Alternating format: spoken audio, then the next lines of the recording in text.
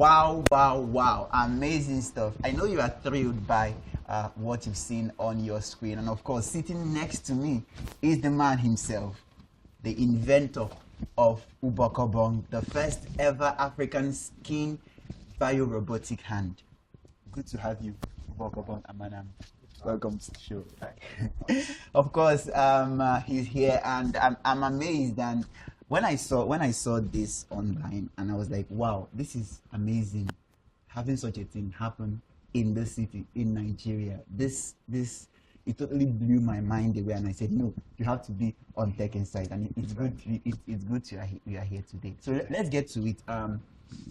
Ubokobong, let's get to the basics. How did you come about all of this? What was the story like? So how did this whole journey begin?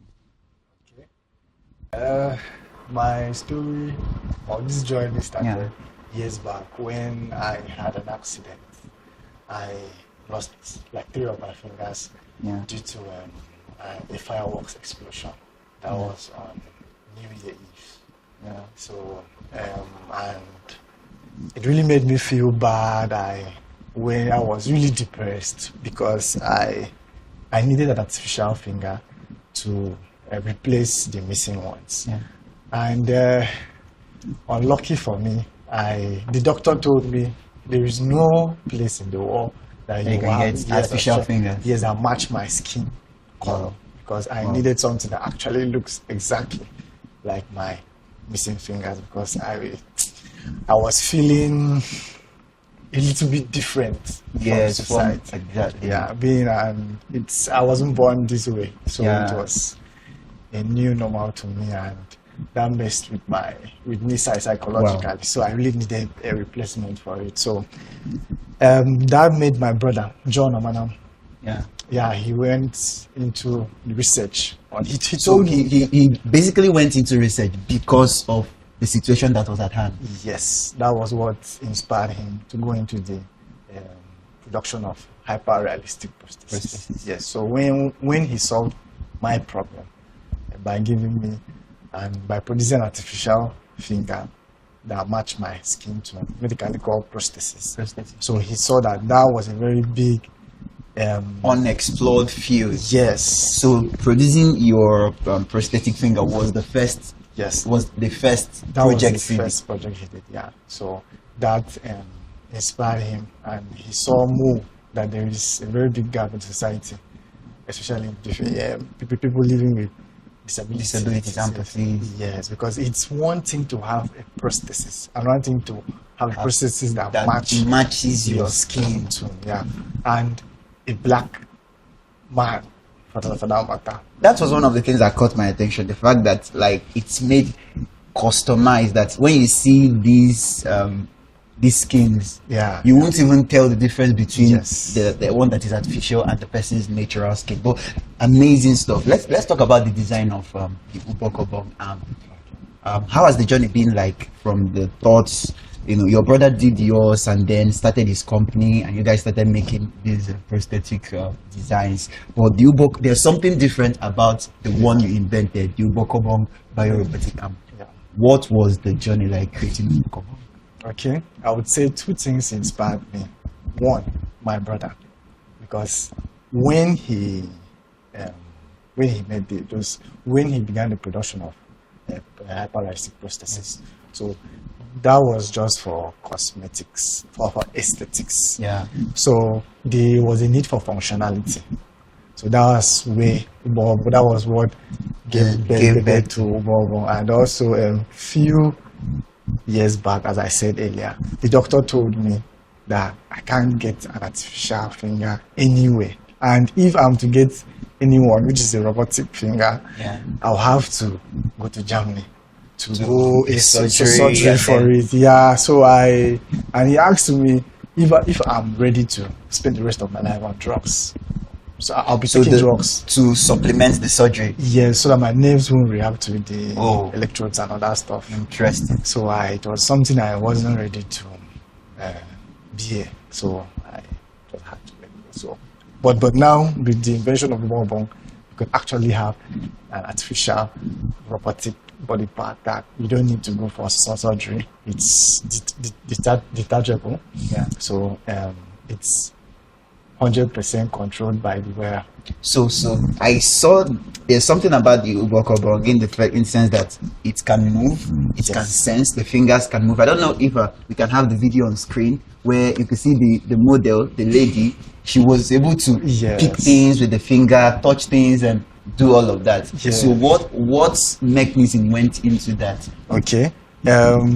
When a person lost his or her body parts, because myself, I really used myself as an experiment in this research too, because I have lost a body part. So when a body part is amputated, the brain still sends signals to that part of the body. Yes. Wow. That's one of the. So you can see she's able to still run because if you have one limb, you won't be able to run. You're not able to balance. For her to be able to run, that means there's a balance. Yes, there is a balance because it was, and also this is one of the most slickest bionics you'll find anywhere in the world.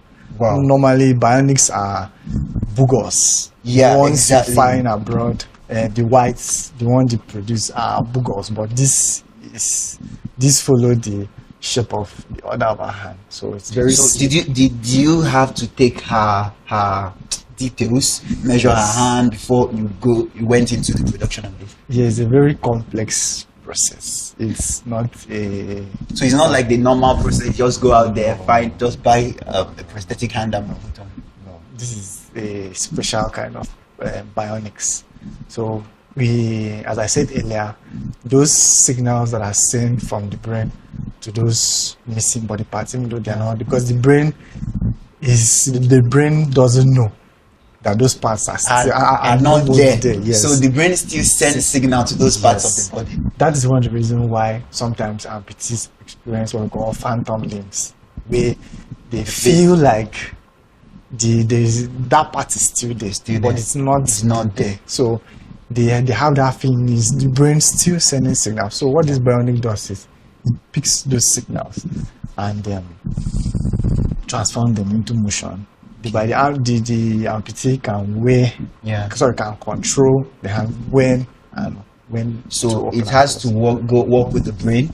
Yes, you have to work with the brain and your muscle and your nerves too. So is there a kind of electricity sounding?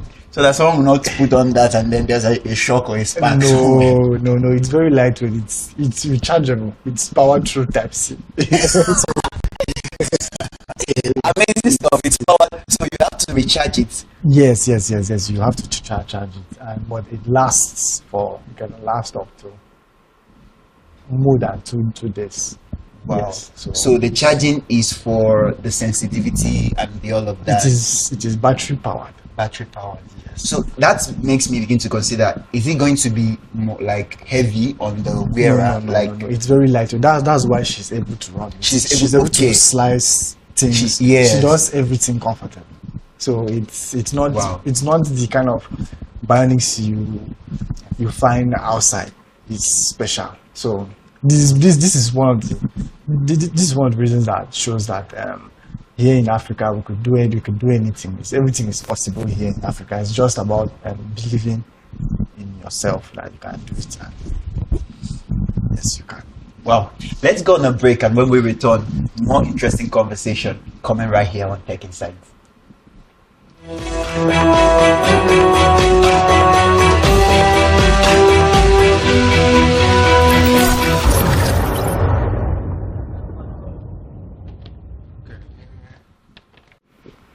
Welcome back. It's Tech Insight here on Spectrum TV. Amazing conversation I'm having right here with Ubokobong Amanam, the inventor of the first ever African realistic skin robotic hand. And he's right here with me. And amazing stuff you've said so far. I would like to ask, what were some of the challenges you experienced in the process of creating this innovation? Okay. In Africa, it's actually swimming against the tide when you're trying to come up with something new and all of that. What are some of the challenges you experienced on your journey so far? Yeah, I would say every step is a challenge because you're doing something that have not been done before. So it's definitely a challenge. Every step, no matter how little the process is, there's always a challenge every time. So I have so many challenges, and starting from the design to even even putting it out every step. Okay. Were you at some point, were you kind of, okay, will this work? How will people see this? Did you have that kind of feeling at any point in time? No, I didn't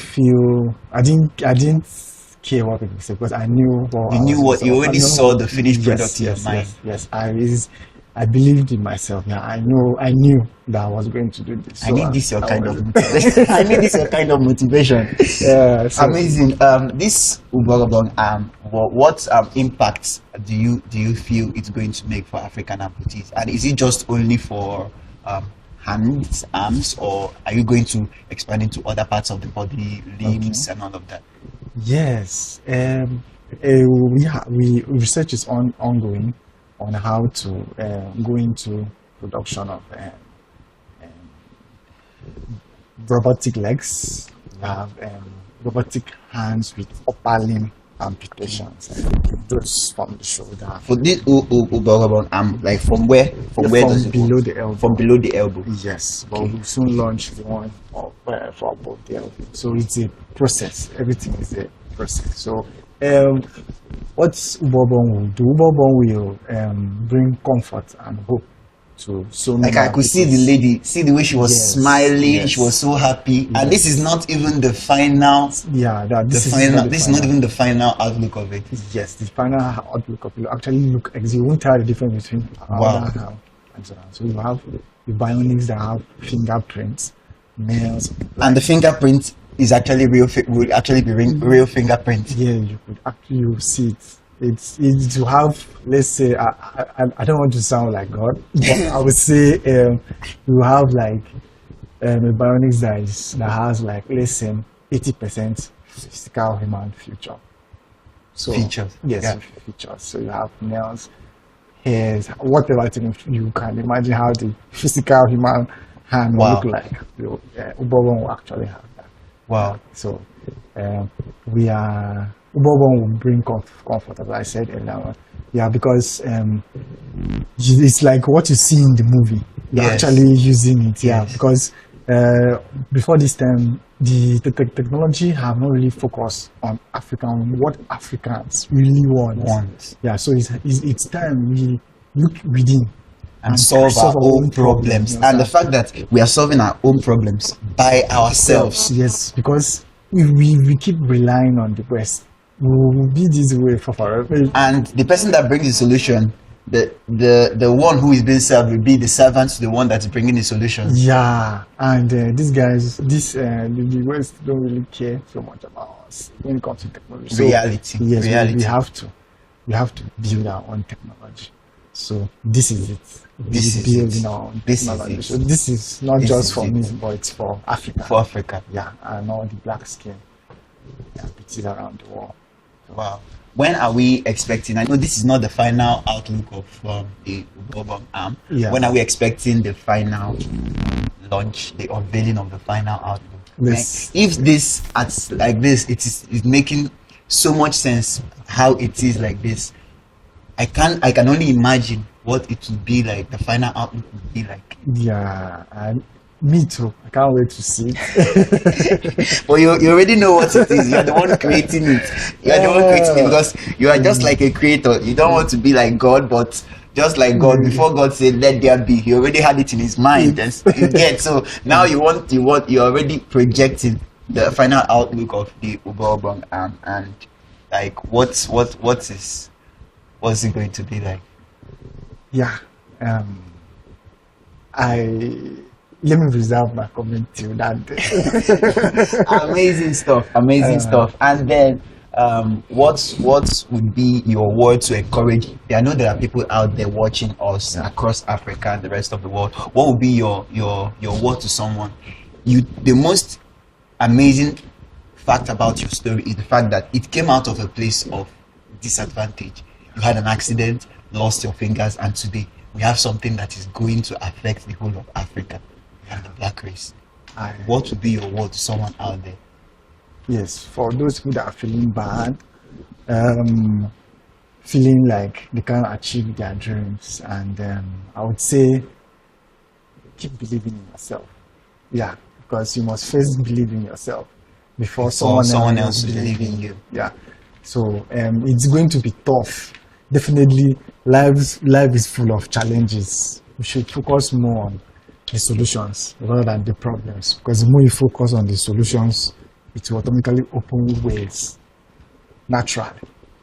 And does it mean that most of great things come out of our problems? Because if you did not have this problem, you and your brother may not have been here today. Yes, that's true. Like they say, necessity is the mother of invention. Yes. That's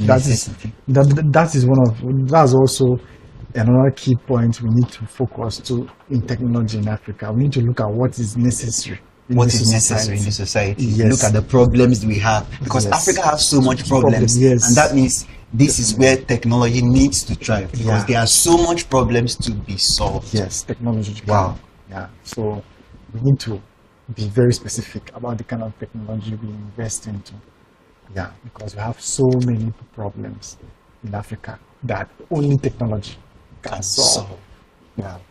Amazing. As we conclude the conversation today on the show, you've heard from Ubokobong and Amanam, and it's good for you to be reminded that innovation is not just about the technology. It's about people providing solutions that are tailored to meet the needs of the people out there. It's about creating solutions that empower, inspire, and transform life, just as we've had the story of Ubokobong and Amanam. Thank you so much for being on the show today, and we are looking forward to the launch, the final unveiling of the Bionic Robotic Hand. Shout out to Spectrum TV. Also. Yes, of course. We'll be following up on this with Tech Insight, bringing you updates until the final unveiling of that product and that innovation. Thank you so much for watching this episode of the show. Do well to catch up on this conversation on our YouTube channel, Spectrum Television, as well as other conversations previously had on this show. My name is Samuel, and until I come your way again next time on another episode of the show, keep being the best. Bye for now.